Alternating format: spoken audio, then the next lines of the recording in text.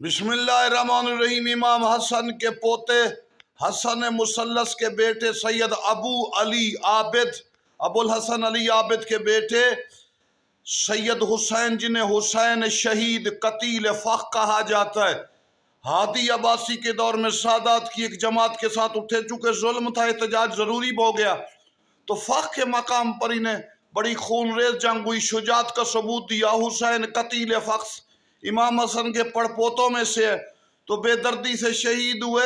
ان کے سر نیزوں پر قلم کر کے بغداد میں ہادی عباسی کے دربار میں سر نیزوں پر بلند کر کے لائے گئے۔